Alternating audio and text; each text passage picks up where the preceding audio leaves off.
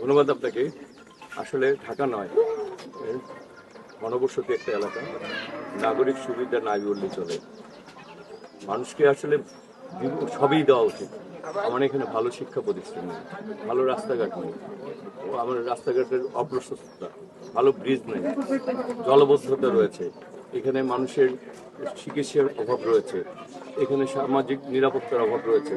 আমাদেরকে এই এলাকার মানুষ সিটি কর্পোরেশন অন্তর্ভুক্ত হয়েছে 5টা ওয়ার্ড, 71, 72, 73, 74।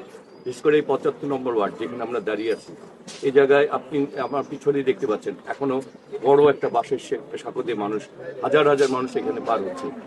আমাদের এই একটা সিটি কর্পোরেশন এলাকার মধ্যে মানুষের এরকম একটা ব্রিজ দিয়ে হাজার হাজার মানুষ পার হবে।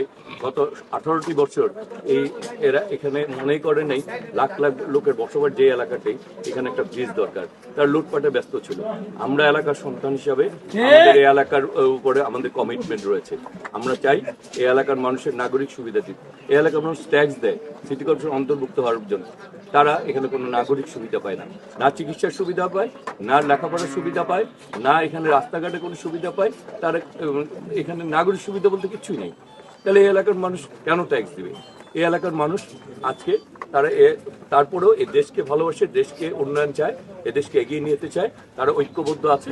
তারা চায় আগামী দিনে যে বাংলাদেশ তারা দেখতে চায়, সেখানে তারা তাদের সন্তানদের ভবিষ্যৎ সন্তানদেরকে গড়ে তুলতে চায়। তাদের জন্য যে যা প্রয়োজন সেই প্রয়োজনগুলি তারা চায়, তো অতিরিক্ত কিছুই চায় না। তারা তাদের ন্যূনতম নাগরিক সুবিধাগুলি চায়, যেই ন্যূনতম নাগরিক সুবিধাগুলি তাদের প্রাপ্য, সে তার অতটুকুই তাদের চাও, এর চেয়ে বেশি কিছু তাদের চাও না।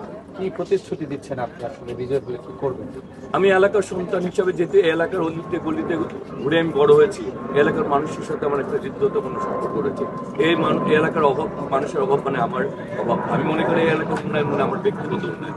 সুতরাং এই এলাকার মানুষের যখন এই দুঃখ দুর্দশার সাথে যেদিন আমি লাঘব করতে পারবো, সেদিনে আমি মনে করবো এলাকার সন্তান হিসাবে আমি আমার দায়িত্বটা পালন করছি। সুতরাং এলাকাকে উন্নয়ন করা, এলাকার শিক্ষার সুবিধা দেওয়া, চিকিৎসার সুবিধা দেওয়া, নিরাপত্তা দেওয়া, জলবদ্ধতা দূর করা এবং এলাকাকে একটি নিরাপদ, মাদকমুক্ত, সন্ত্রাসমুক্ত, চাঁদাবাদমুক্ত এলাকা গঠন করে যাচ্ছে আমার মূল্য।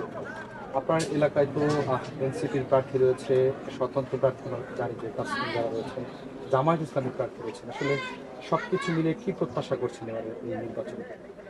আমি আসলে আমি এই এলাকাকে সন্তান, তো তাই এই এলাকার যারা নির্বাচনে প্রার্থী হয়েছেন, আমরা মনে করি যে সকলের কাছে যার যার কাছে যা কিছু ভালো ধারণা, ভালো এলাকার উন্নয়নে যারা যেভাবে ভূমিকা রাখতে চাই, আমরা সবাইকে নিয়ে এগিয়ে যেতে চাই।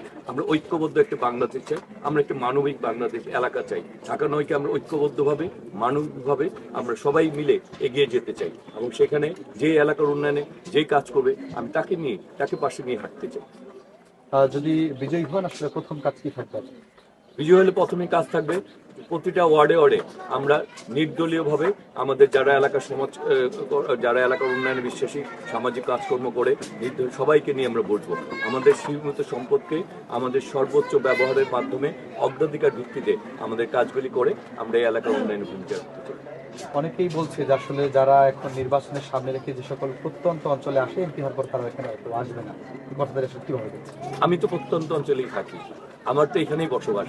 সেখানে যারা যায় আমার বাড়ির সামনে দিয়ে তারা যে এই এলাকার যারা বসবাস করেন, তারা সকালবেলায় যখন রিক্সা দিয়ে যায়, হেঁটে যায়, বাসে যায়, টেম্পোতে, যারা তো আমার বাড়ির সামনে দিয়ে যায়। সুতরাং আমাকে আমি তাদের দূর থেকে দূরে যাওয়ার কোনো সুযোগ নেই, তারাও আমাকে কখনো তাদের দূরের লোক মনে করে না। সবাই আমাকে মনে করে তাদের ঘরের লোক, তাদের সন্তান।